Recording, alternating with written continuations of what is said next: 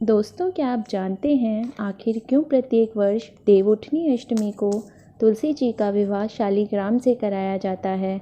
आखिर क्यों तुलसी जी ने विष्णु जी को पत्थर बना दिया था? चलिए इन प्रश्नों के उत्तर हम तुलसी कथा के माध्यम से समझते हैं। प्राचीन काल में एक श्रावी नाम के मुनि थे। उनके कोई संतान नहीं थी। उन्होंने घोर तपस्या करके लक्ष्मी जी को प्रसन्न किया।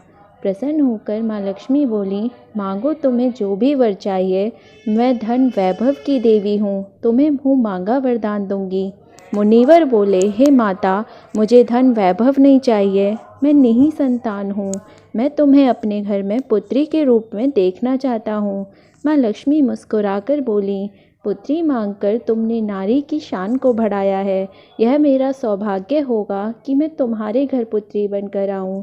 तुलसी नाम से मैं तुम्हारे घर में पुत्री बनकर आऊँगी। तुलसी रूप में श्राविण के घर में फिर माँ ने जन्म लिया। जैसे जैसे वे बड़ी हुईं, उन्होंने विष्णु जी को पति रूप में पाने के लिए ब्रह्मा जी की तपस्या की। ब्रह्मा जी ने प्रसन्न होकर तुलसी जी से वर मांगने को कहा।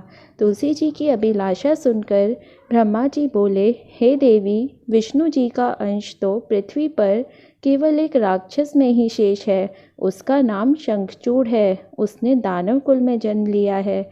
उसने दानव कुल में जन्म तो लिया है, किंतु वो बड़ा सुशील है। उससे विवाह कर तुम्हारा भाग्य खिल जाएगा। पूर्व जन्म में अनजाने में उससे पाप हुआ था, अर्थात इसीलिए अब के उसका जन्म दानव कुल में हुआ है। फिर तुलसी जी ने ब्रह्मा के दिए वचन को निभाया और वापस आकर शंखचूड़ से विवाह कर लिया। पतिव्रता पत्नी को पाकर शंखचूड़ का विश्वास भी बढ़ गया और वह अपने राज्य का खूब विकास करते हैं।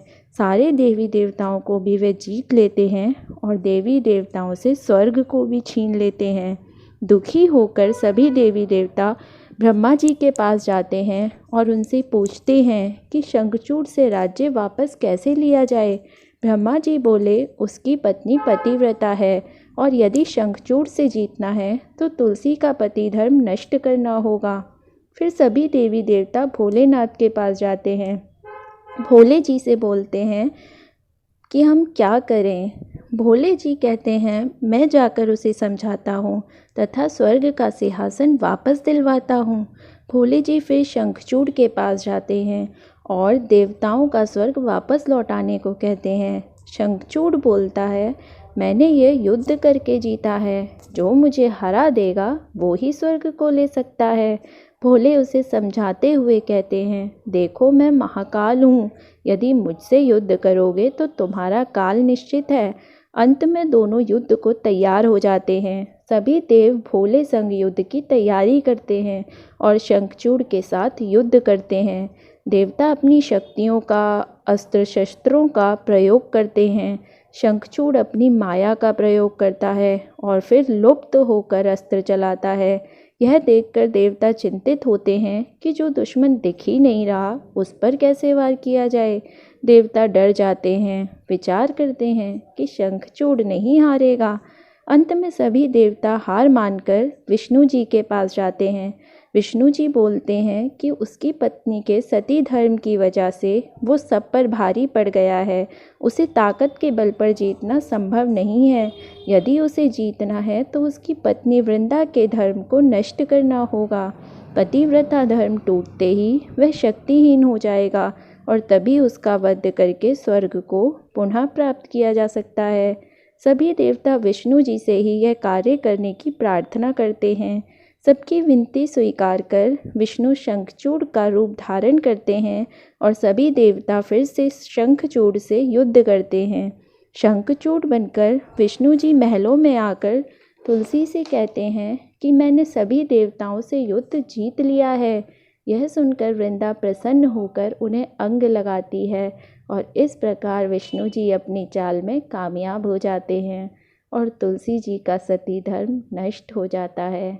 शंखचूड़ की शक्तियाँ समाप्त हो जाती हैं। फिर भोले अपने त्रिशूल से शंखचूड़ का वध कर देते हैं। उसका अंत होते ही विष्णु जी असली रूप में आते हैं। विष्णु जी को देखकर वृंदा क्रोध से भर जाती है और विष्णु जी को पत्थर बन जाने का शाप दे देती है। फिर विष्णु शालीग्राम का पत्थर बन जाते हैं। विष्णु जी तुलसी से कहते हैं कि तुलसी, तुम्हारा शाप किसी वरदान से कम नहीं है। तुम्हारा स्थान सदैव हमारे मुकुट पर रहेगा। जो भी मेरा पूजन तुलसी से करेगा, मैं उसकी पूजा प्रसन्नता से स्वीकार करूँगा। देवउठनी एकादशी को मैं तुमसे विवाह करूँगा और शंखचूड़ को भी अपने साथ ही जगा दूँगा। एकादशी को जो भी हमारा विवाह कराएगा, वह प्राणी सुख की प्राप्ति करेगा। तब से ही शालीग्राम का तुलसी संग विवाह कराया जाता है। ऐसी मान्यता है कि इस कथा को सुनने मात्र से ही कलेश मिटते हैं और घर में सुख शांति आती है। धन्यवाद।